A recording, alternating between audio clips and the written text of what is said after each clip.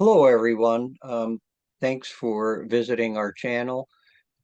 My name is Lou Damiani. I'm here with a friend who will introduce himself, Lou Desarno, but we're here to read some of the notes and quotes from the notebooks of Paul Brunton, which was posthumously published after he passed away in the mid to late 80s and 90s, a series of 16 notebooks. These writings are extensive and they cover 28 various categories, which we'll show and share. Some of the videos on our channel, if you've been watching any of them, uh, go into some of the categories and their readings from them. What we want to do is do the readings, but also have a discussion because I think in the way we've approached philosophy with the teachings of Paul Brunton is comparative philosophy, and discussion is an integral part of this philosophic quest that he and others of that ilk, you know, kind of promote.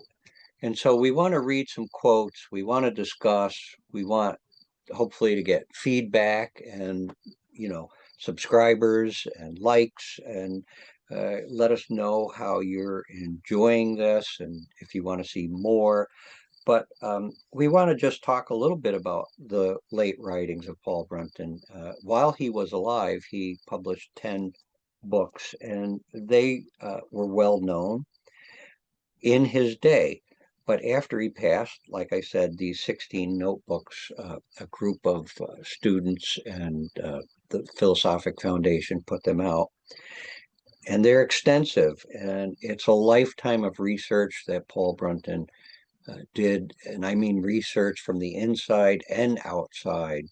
He traveled the world extensively when travel was much more difficult than it is today. Steamship, ox cart, whatever it took. He was happy living in the wilderness or in a small hut in the back of some undeveloped country where we don't have the uh, modern living. But he was also happy in a palace of a Maharaja. But he traveled extensively through the East, most notably in India, but also Tibet, Japan, Cambodia, Thailand. And this was in the early 30s through the 40s, and even a little bit into the 50s. His writings and travel were extensive. He met sages and savants throughout East and West. You know, most people are familiar with his early writing of The Search in Secret India, where he meets Ramana Maharshi and helped, you know, establish Bhagavan or Ramana Maharshi as one of the leading spiritual figures of the last number of decades. And he just met so many people, researched so much, and we have been reading him, studying him. We met him in the 70s, profound influence on me personally. Um, and so we're going to just read some quotes, discuss, and hopefully get feedback and see what people like, because we love this comparative approach. And I'll let my friend Lou DeSarno speak a little bit more, and then we'll jump into a quote. Thanks, Lou. Again, I'm Lou Desarno, and we're going to be joining up here for the next future, hopefully, on this channel, talking about these themes from Paul Brunton's writings. And I would just add a few things to what Lou was just saying, and mention that the early books, the first 10 that were published during PB's lifetime, the first few were travel books mostly, even though in those books there's meetings with amazing people. I mean, really, really great teachers of many different traditions.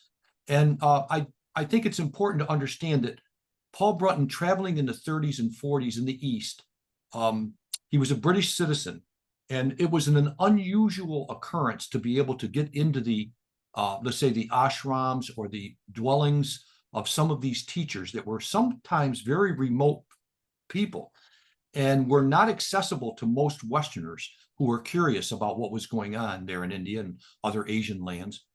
But PB, for whatever reason, was usually welcomed. And I think partly because he was known as a journalist. And these people that he got to see and interview, spend time with, must have recognized that he could help in spreading some of what they had to offer for teachings on many of these profound themes of spiritual philosophy. And he in that way bring them to the West, because PB was a very gifted writer in the English language, unusually gifted. So I think that was partly why the doors were open to him, where they may not have been so much open to others that were curious about these teachings. And the other thing I wanted to mention just before we plunge into the quotes is that these later writings from the notebooks that we're going to be reviewing and discussing, these are pieces that are written in very aphoristic style. So there's a few sentences, maybe a little longer paragraph occasionally, that are self-contained thoughts. So each paragraph deserves its own real concentration, discussion, exploration.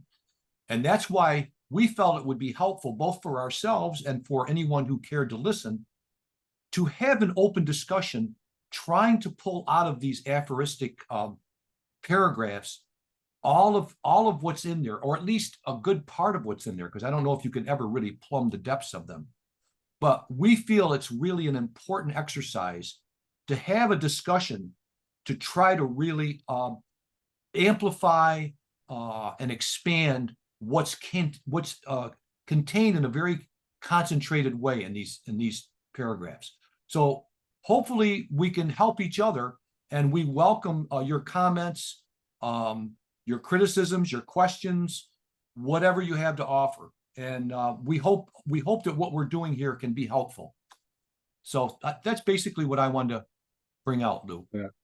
Well, thanks, and that's great. And we'll show this is all online on the paulbrunton.org website, and that will be listed below. So you'll be able to find all the notebooks online on our website. And as we go develop this series, we will share more and more. We're not going to hit all 28 categories, but we're going to hit a few. So we're thinking right now we're going to do just some quotes from the overview of the quest today and maybe one more, but then we're going to plunge right into a doctrine he termed mentalism. Today it's more known in the form of idealism, but idealism itself is, we'll get into that later. But right now, I'm going to share screen and just show you. Um, um, so you see that? Yes, that's good. Okay, so this is, I'm going to, right up here are the notebooks of Paul Brunton. This is the website, paulbrunton.org. It's, this is um, um, website. You go to explore, and then the notebooks of Paul Brunton. The website is vast with a huge amount of material on it. But these are the 28 notebooks right here. There's a search engine here. You can use search for a keyword or a phrase. But just to give you an idea of the extent, This overview of the quest in the printed version is over 350 pages. And so there's 28 categories. That's why it was 16 notebooks in the printed version. They're in paperback or hardback, and they're at Larson Publishers. We'll also list that down below. But so I want to just give a quick overview of this website and what the 28 categories are. From the one we're going to start with today, overview of the quest, and he goes through all of these different categories. The practices involved: relax and retreat, elementary meditation, the body, emotions, ethics, the intellect, the ego. Uh, there's so much here.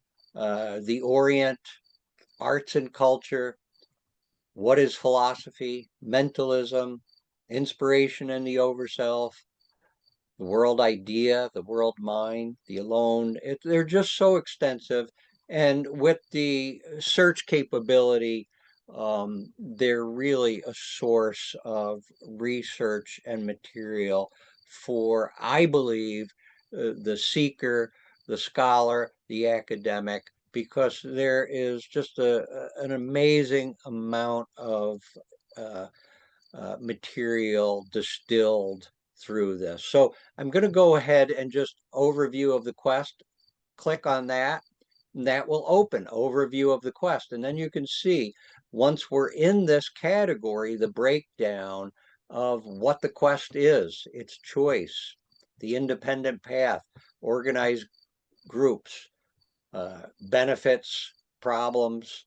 It's like anything to do with this is looked at from 360 degrees and top and bottom. So student-teacher relationships.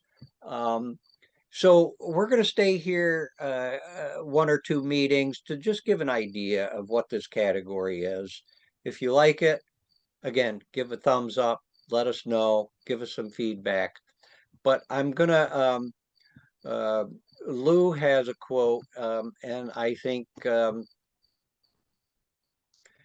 If you click on any of them, you'll open them, and then you'll see they're numbered. And so, just because I knew before, he has 25. If you go to 25, and I'm expecting you all see this, if there's comments and it's hard to see, let us know. We'll address that in the next video. So if I click on this, then it brings just that quote up. So I'm going to turn it over to Lou, and he's going to read this quote, and we're going to discuss it. After we read it and get it, then I'll stop sharing screen, and we'll go back to full view. Okay, thanks, Lou. So again, my name is Lou Desarno, and this is one of the quotes that I really felt contained a lot of very important points in terms of the overview of the quest. So I would like to read it, and then I would like to give my take on what I pulled from it and what I understood him to be saying, somewhat in my own words. And then I'm going to invite Lou into the discussion, and we'll go back and forth for a few minutes, because in dialogue or dialectic between us, I think we can even plumb more from the quote. So that's the way we're approaching this material, and hopefully you'll find it helpful. And we welcome comments, questions, criticisms, whatever you have. So let's try this first one. This is quote number 25 from the category, What is the Quest? The very idea of a quest involves a passage, a definite movement from one place to another. Here, of course, the passage is really from one state to another. It is a holy journey. So he who is engaged on it is truly a pilgrim. And as on many journeys, difficulties, fatigues, obstacles, delays, and allurements may be encountered on the way. Yes. And here there will certainly be dangers, pitfalls, oppositions, and enmities too. His intuition and reason, his books and friends, his experience and earnestness will constitute themselves as his guide upon it. There is another special feature to be noted about it. It is a homeward journey. The father is waiting for his child. The father will receive, feed, and bless him. So, why did I choose this quote? Well, I think in these few sentences, PB has covered an extensive part of what the quest is, or at least he's covered all that we can say in terms of a short paragraph about what he means by the quest. Now, he says it involves a journey, but the journey he's talking about here is a journey inward, mostly. Mostly it's an inward journey from one state of mind, one dimension of mind to another. And of course, when he says that, he's talking about having some kind of practice that's involving a yoga, a meditation of some kind. And it's wide open in terms of the different styles, the different models we could be talking about. But when he says this journey is really from state to state, not from one place to another. That's what he's talking about. The deepening of our state of mind into, let's say, a greater and let's say more comprehensive perspective that we're trying to gain in this quest. And of course, I think you can begin to see that PB's not talking about any kind of quest for outward rewards, outward success. He's talking about a spiritual quest, very, very revealed by the last few lines where he talks about, the father is going to welcome the child and feed them and bless them. So, and he talks about the pilgrim. So the whole idea here is that he's talking about committing ourselves to some kind of journey that's going to involve some kind of practice. There's going to be studies involved, and all of the things that come along with the journey, even though this one's internally, it's still going to contain things like there's going to be pitfalls, there's going to be fatigue, there's going to be obstacles, there's going to be people or things that resist you, people, maybe even family. It can the kinds of resistance can come in many different ways, but I think that's why he used that word enmity. Some elements of our world will be against this kind of journey, this internal journey. So we have to be aware, and I think it's important that when a person becomes serious about committing to this kind of quest, we need to be aware of what we're taking on. And we have to be somewhat prepared for the difficulties, for the dangers, for the pitfalls, and the allurements that can pull us away.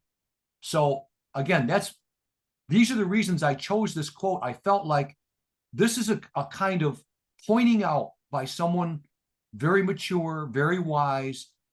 He's pointing out to us, if you want to take this up, be aware, these are the kinds of things you need to be mindful of. So I think I've spoken enough. I'd like to invite Lou into the discussion and see what he saw in the quote, and maybe we can kind of bounce off each other for a few minutes.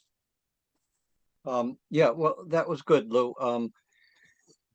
So I just want to mention this is one isolated quote amongst thousands and thousands. So the reader or viewer shouldn't expect the full doctrine in one quote. He's speaking about one aspect of the quest. So it's important to stay focused within this quote, and because the thousands of other quotes will address many of the other questions that come up.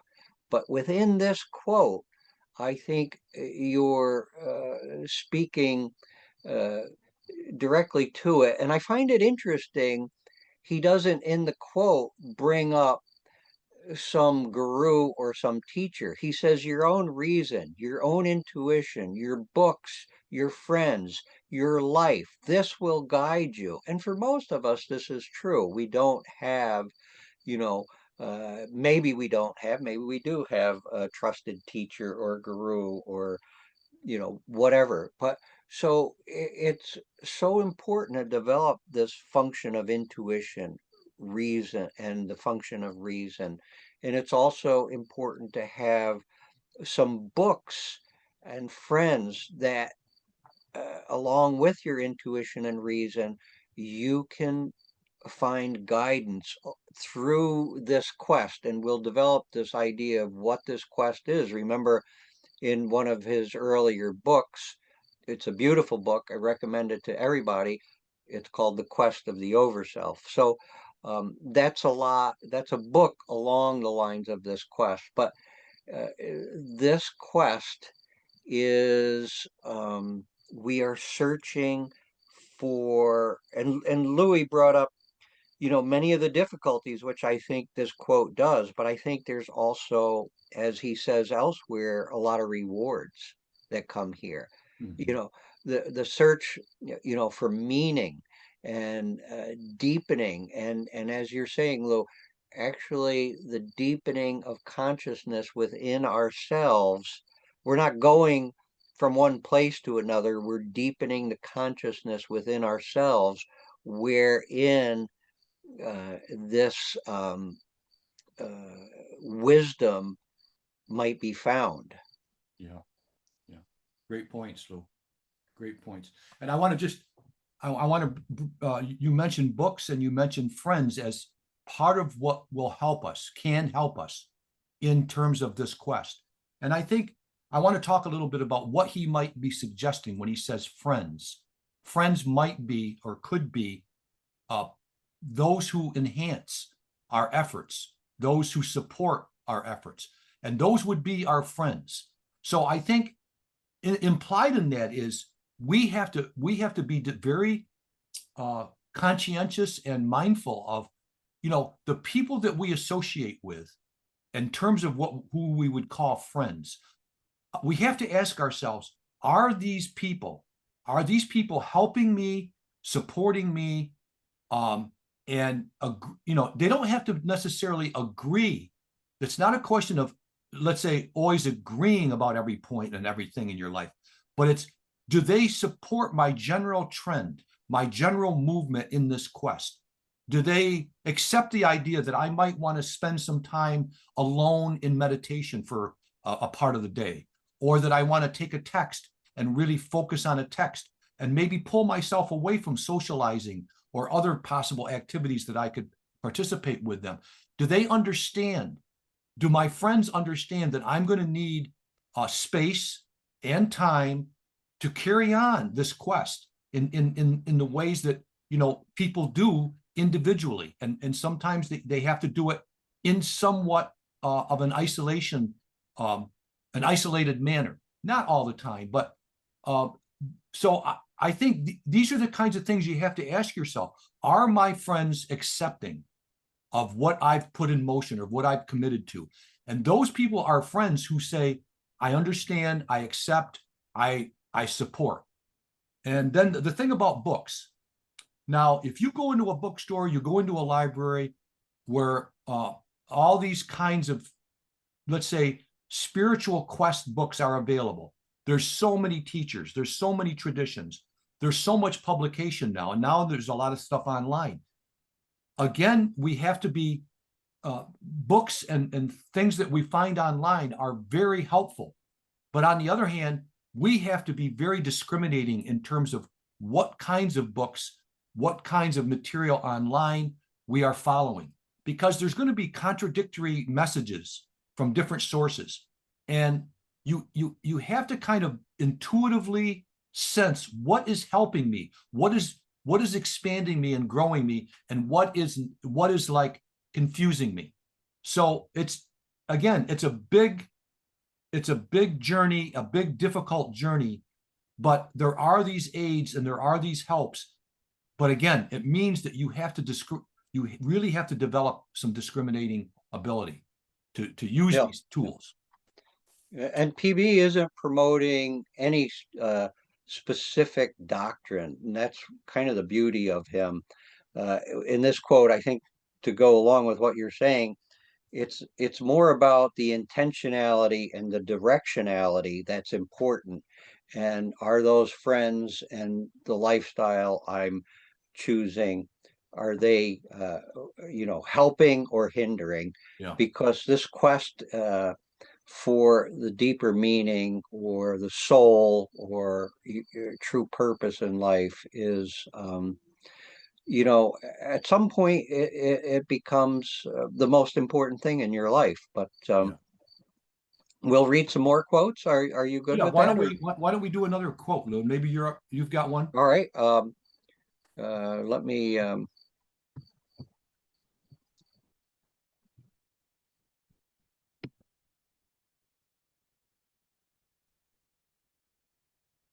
all right, let me share screen here. Mm-hmm.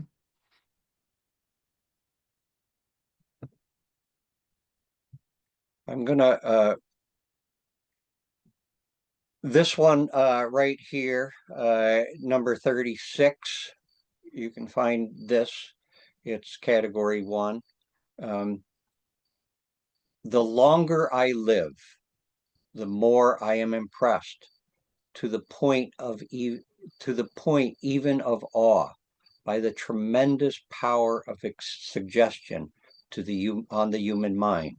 Where is the person who is able to cultivate his own intelligence without being conditioned by ideas and examples put into it by his or her environment, or by his or her reading, by their religion or their family, by their social tradition, or by the personal fears and desires connected with others?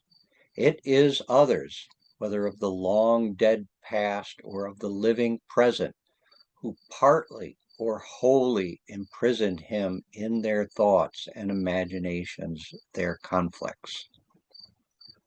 Um, so the reason I um, chose that is it seems so powerful. How uh, much we are influenced on multiple levels. And then we actually think there are thoughts, whether it's, our family, our religious upbringing, our political, uh, you know, social, our professional, all of these conditions. And there's even more conditions I want to talk about too. But all of these conditions actually condition us to think. Now, I don't think he's saying, for instance, throw all of them out, but he's saying be aware of them. Be aware of the conditioning that is making you think this. So for instance, on a larger scale, we've been brought up in the 20th century. Now here we are in the 21st century. But yet the predominant philosophic rationality that's been put in place is materialistic determinism.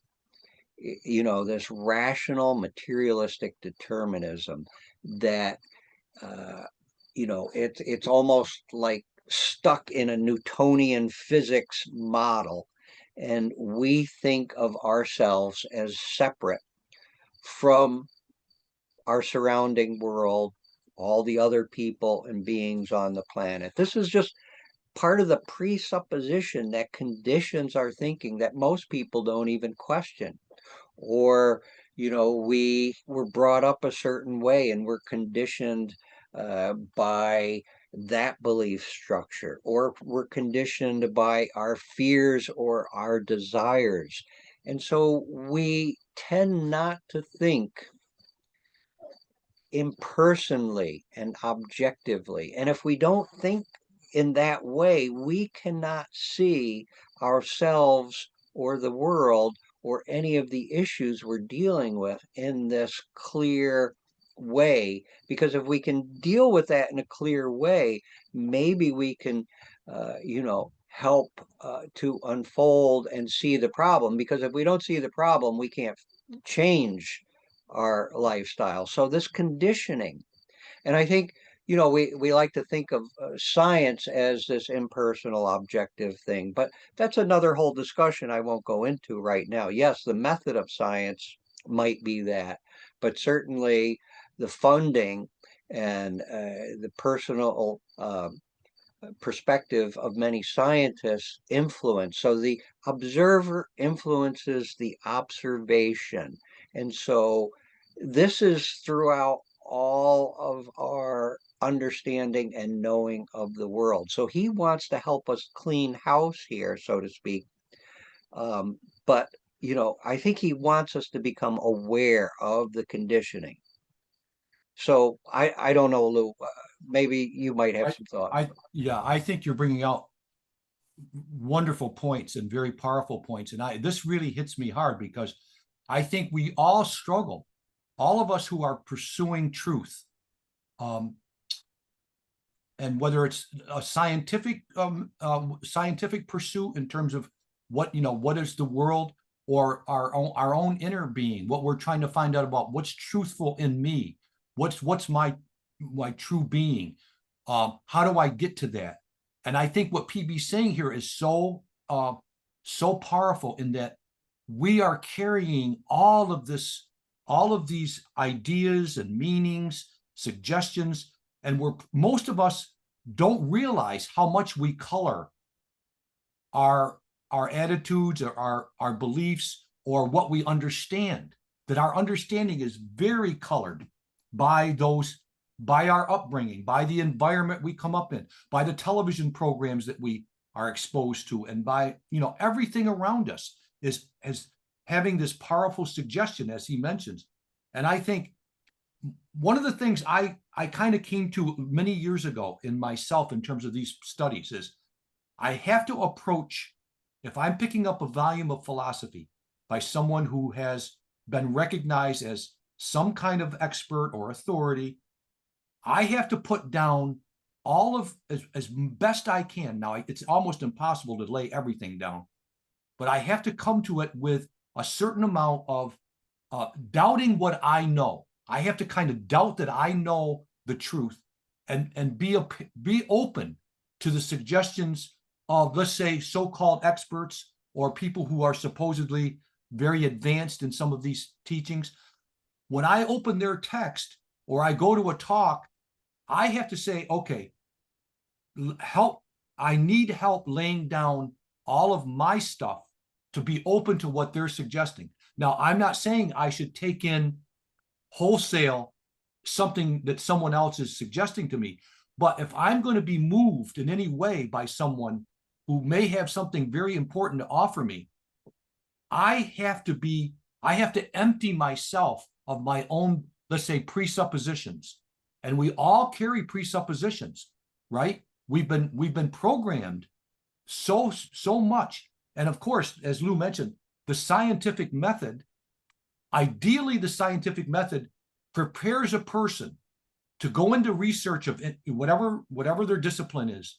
You go into the discipline, you go into the research with an open mind, a childlike mind. As Einstein said, one of the problems that happens to people as they grow up out of their childhood is they lose the wonder of the child.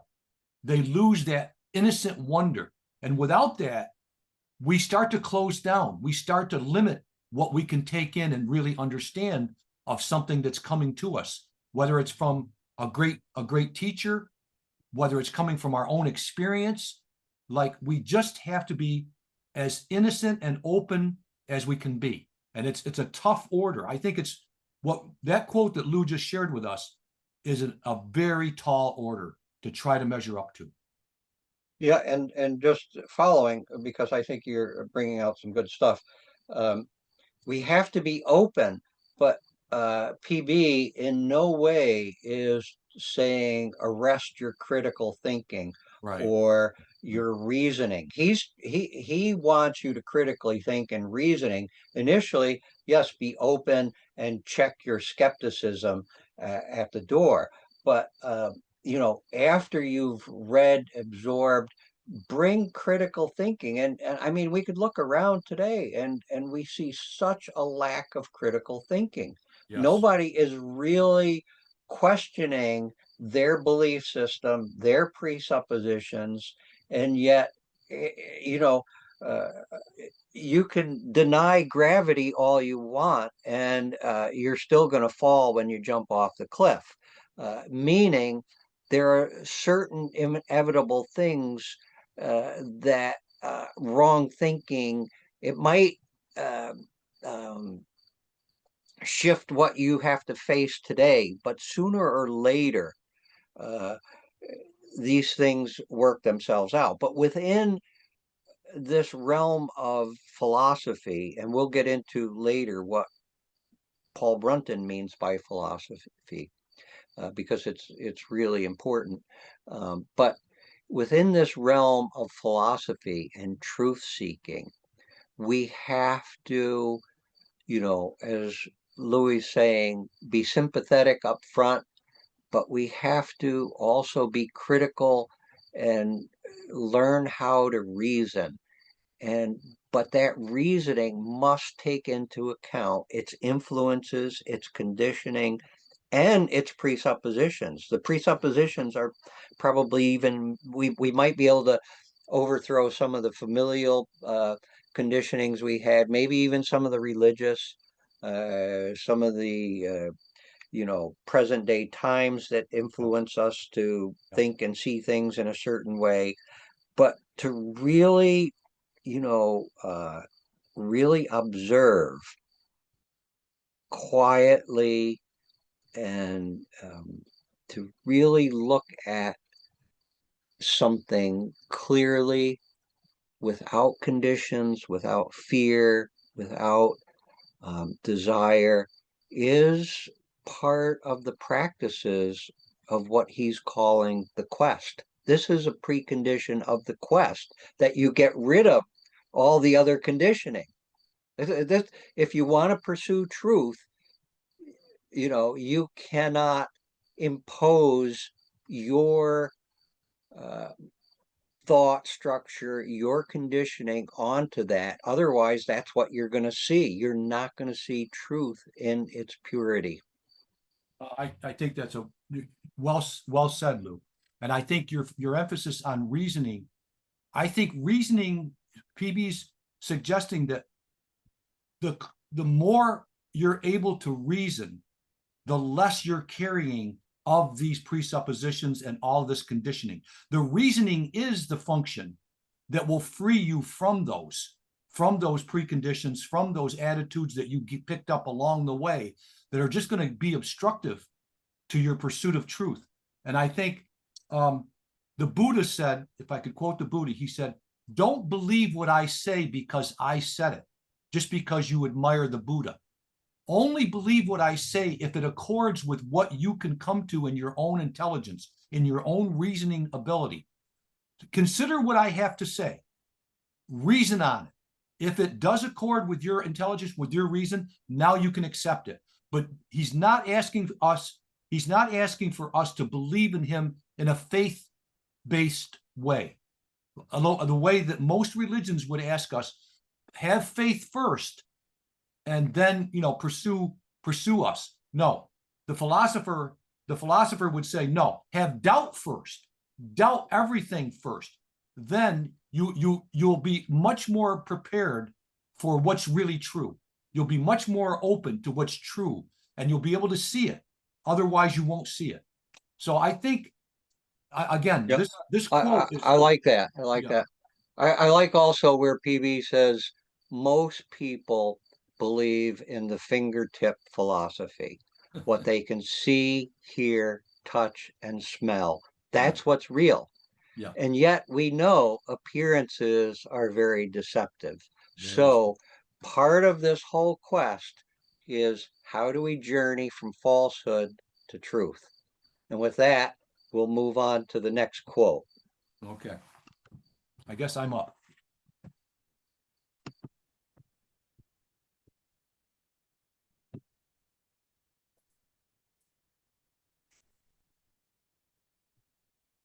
Let's see, I think, yeah, what is the hidden metaphysical meaning? yes, number 39. Yep. Yeah. So I'll read this and give you what I pulled from it, and invite Lou in to help me get more. Quote, what is the hidden metaphysical meaning of the quest?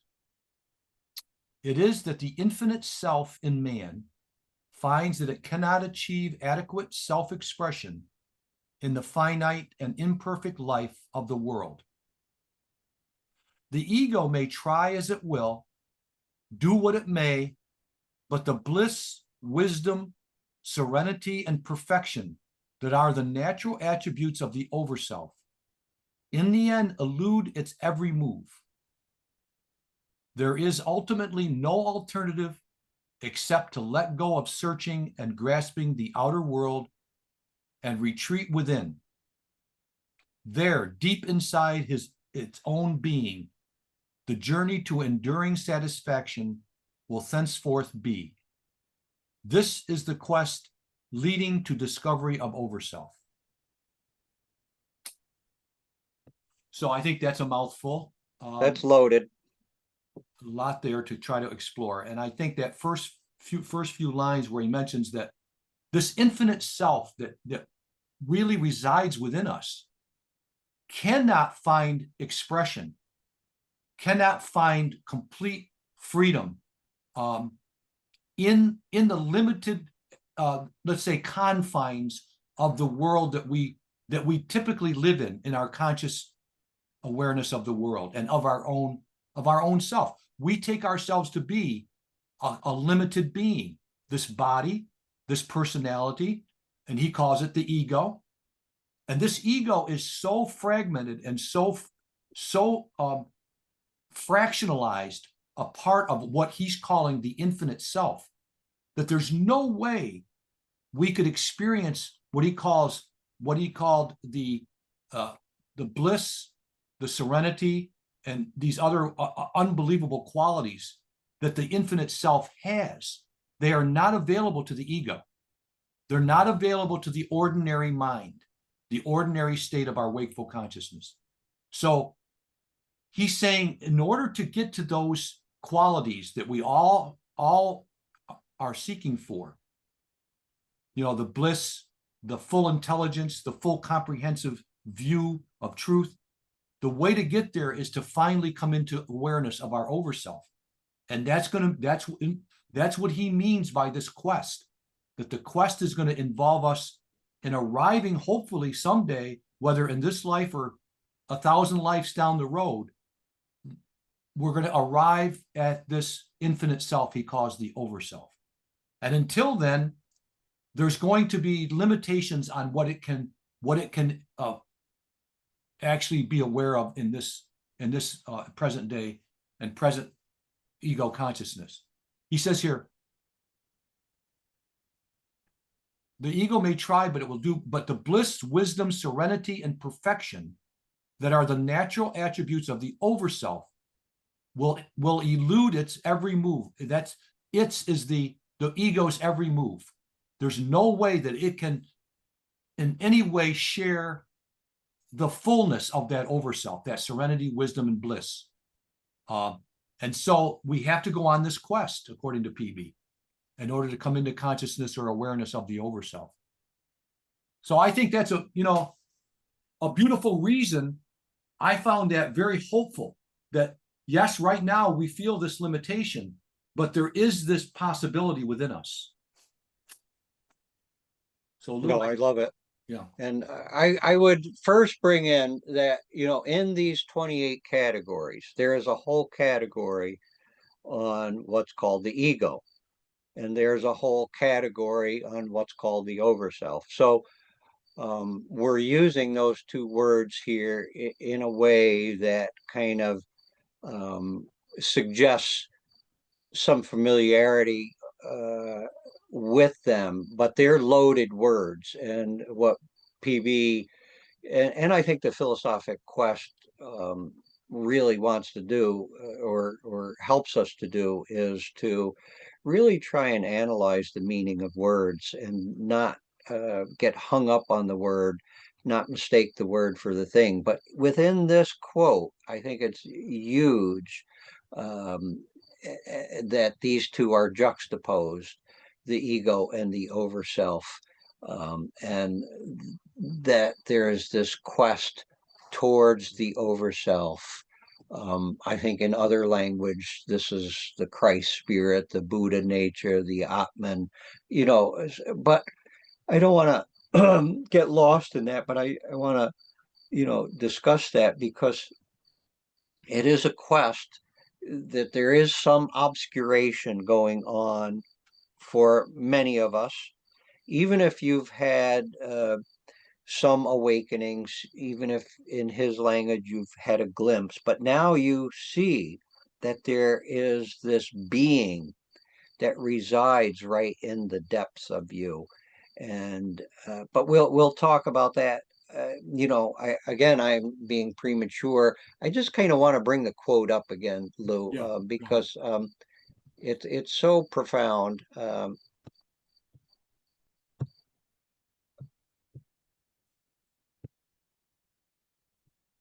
Uh, what is the hidden metaphysical meaning of the quest? It's interesting he's using that word metaphysical.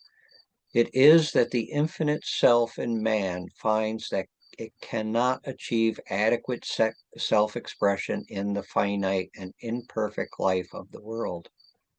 The ego may try as it will, do what it may, but the bliss, wisdom, serenity, and perfection that are the natural attributes of the overself in the end elude its every move.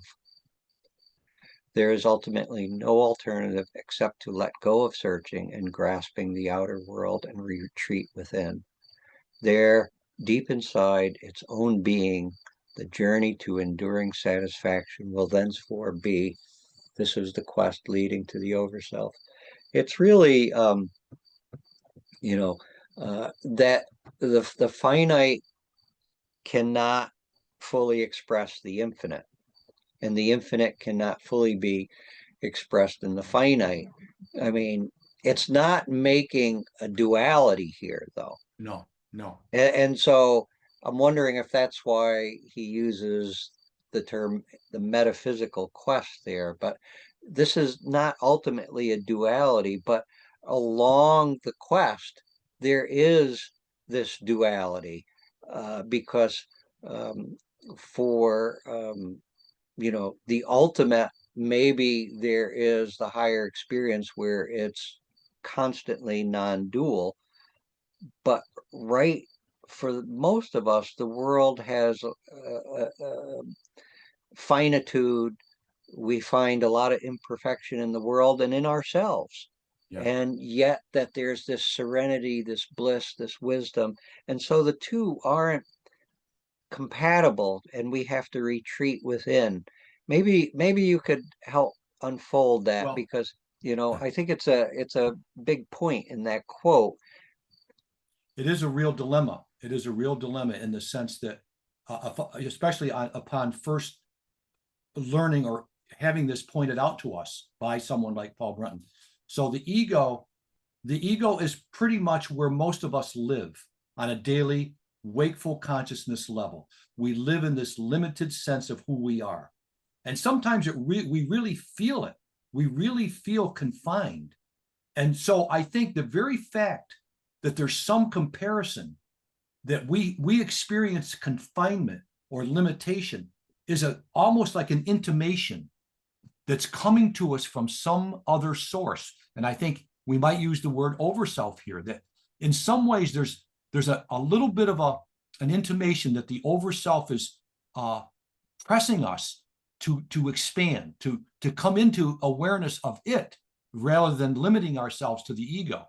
And I think, as you were just saying, Lou, if we could awaken to the presence of the overself in its fullness, the ego doesn't necessarily go away, but now it's put in its proper let's say, place, and is no longer it's no longer, our identity is no longer confined to that limited circle of the ego. We've now come into awareness of this infinite being that we are, and it includes the ego, but is not confined to the ego. So I think that's how it's not non-dual, when you finally metaphysically realize the truth of the way things really are. It's the truth is the overself is not in any way dismissing the ego, but the overself includes and goes way beyond the confines of our limited sense of who we are, called the ego.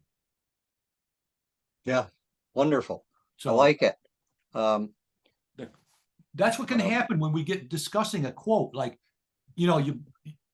you see more and more that's there. It's so loaded, and we're just doing a few minutes on these quotes, but I mean, we could probably go for hours on one quote and just keep pulling stuff out. Yeah, and the amount of help and material within these categories and these quotes and PB's writings is amazing. And PB was very clear. He doesn't take students, so I don't consider myself a student. It wasn't his way, but his writings are so expansive. And as we said in the beginning, he, was with so many sages and wise people for so many years, and they all trusted him and looked, very respectfully to him. I'm going to speak for myself. I find such guidance in these quotes, and the fact that they're all online, they're just so accessible, and I pull them up all the time on my phone, wherever I'm at, and it's just hope we can impress over these series of talks. We'll do one more quote and then we'll close it up. And Good. you know, Go for it, Lou.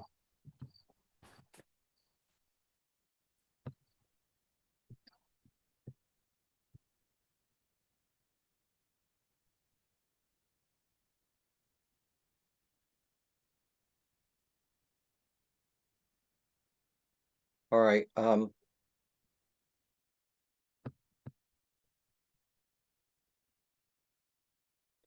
Let's see.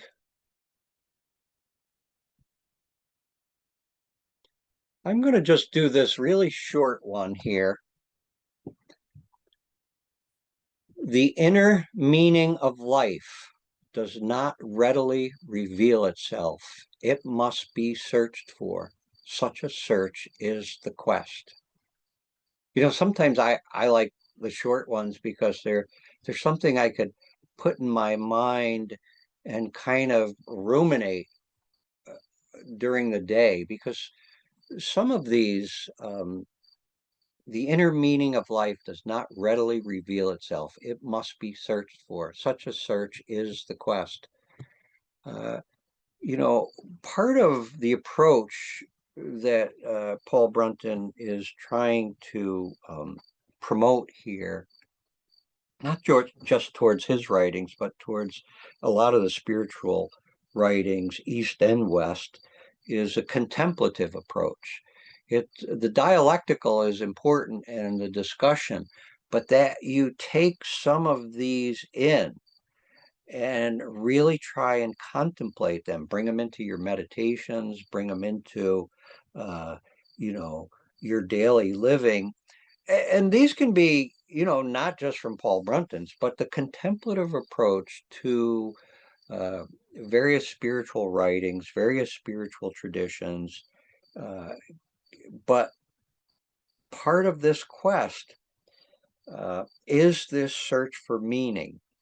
Meaning does not readily reveal itself in our life. And like I just mentioned before, most of us, even during our own life, but most people live by what's called the fingertip philosophy. If you can't see it, touch it, hear it, smell it, you know, and, desire, fear, these are the big drivers.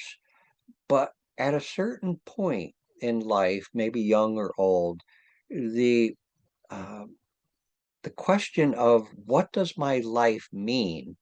What am I here for? What is this crazy world and life really about? Does it have an ultimate meaning? Does it have some deeper meaning? And I think this is a question. If there's any level of reflection in a person, I think sooner or later they start really questioning this, and it drives them to seek within their own life and others, what is the purpose? What is the meaning?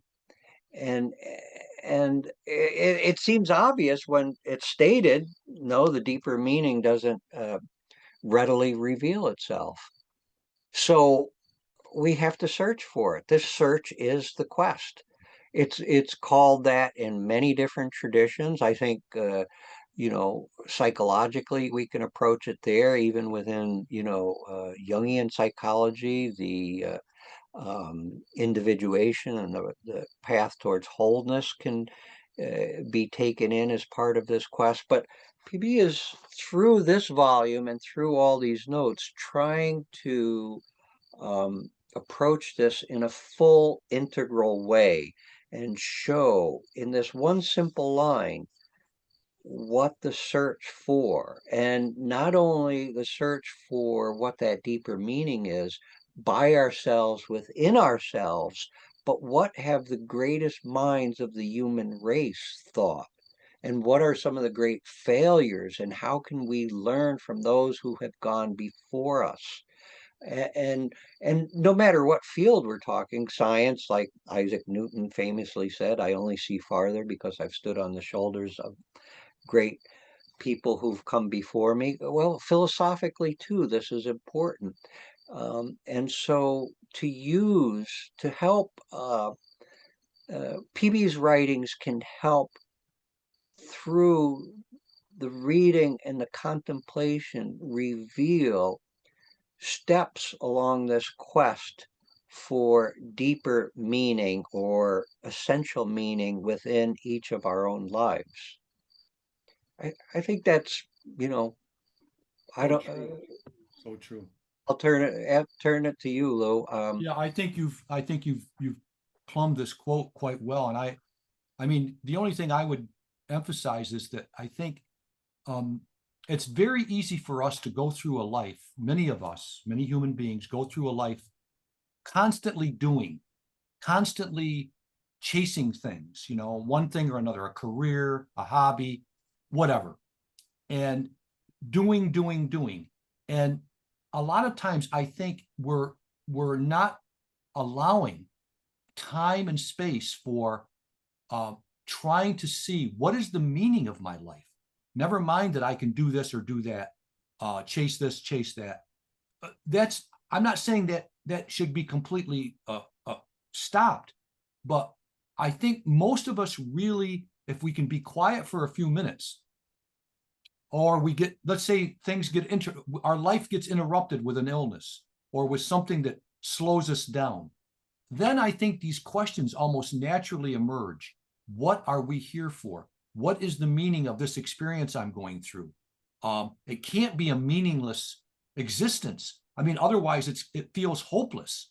And so I think humans almost innately, instinctively need to understand something of the meaning of why they're here and what their life is about. And that's not to say that it's all the same. I think it varies by individual to individual tremendously. But the important point is that we, as Lou said from the quote, the life meanings are not revealed so dramatically or so explicitly. We have to do a little spade work to really appreciate the meaning of a particular experience or of our life in general. And so I think it's so many authors, so many thinkers or great teachers have talked about the importance of trying to understand this notion of meaning for your life. What are the meanings that are coming to you and through you? And if you can't take some time for that, our lives become kind of empty. They're kind of empty of any kind of real significance. And I think many of us feel that if we haven't given time to the pursuit of meaning. So I think the quote is No, tremendous. thanks. Along with you, most of us don't really ask, or many, some do. Many don't until they're broken open, like you said, by sickness, loss, death, whatever. Yeah. Something breaks down the defense nature of the ego, the egoic being, and they're left with these fundamental questions. Now, one of the great fundamental questions, and I think PB goes through it in a very explicit way, and it was what Ramana Maharshi asked them, and who am I? That was also stated in the Yoga Vasista. It was stated at the Temple of Delphi.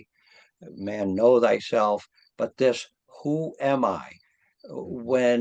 Whenever we're going through anything and we're looking for the meaning, that essential meaning of, as Ramana would ask, well, who is the I that's suffering here? And until we address that fundamental lack of meaning in a deeper way, who am I and what am I here for? Um, Maybe we can backfill and keep ourselves entertained, but at some point, the gloss gets faded and we're forced with fundamental um, questions. But I think with that, we'll wrap this up. We'll just say, uh, a few closing things. Please let us know if this is enjoyable. We want to continue this discussion. We're going to bring in different people at different times, but for the most part, it'll be Lewis and myself and one or two other people talking about these meanings of Paul Brunton, and not just isolating on Paul Brunton. We'll probably bring, because Paul Brunton is always referencing and talking about the great writings and great teachers throughout history and throughout time. And that's one of the things I love so much about him. My worldview, my understanding is widened and deepened and uplifted, and I just love that. But so hit the like button. And Lou, what are your final thoughts? Well, I think what you just ended with about Paul Brunton's writings, and that is that he really he really promoted the comparative method. That is, he didn't go to one tradition and isolate himself into that one tradition and become so exclusive. He really, in his own studies, in his own research, he explored a variety of traditions and teachings and tried to see the parallels between them and also the differences between them. And that really not only enriched his view, but broadened his perspective, as Lou just said. And I think he very strongly advocates for anybody who wants to pursue truth that the comparative method is the safest and most rewarding for the pursuit of truth. You really need to look at many traditions, many models of these teachings. And through that, your perspective can only grow, can only widen. So I think that's a big message that I pull from studying Paul Brunton. And he's really encouraged us to look into many traditions. So I think it's unusual that an author would do that, but he does. So And with that, and I'm along good. with that, Lou, he says, he points out, I think maybe it's obvious, but a lot of things are only obvious after you see them. Uh, that this is the first time in world history that we're able to see, all the different traditions. That's And true. in olden times you couldn't do that. You might have saw one or two. Maybe you were in India and saw Buddhism, Hinduism, you know but for the most part we can lay out and talk about the world's great systems, the world's great thinkers. It's all at our fingertips, Yes, and Paul Brunton really helps to bring that view into focus.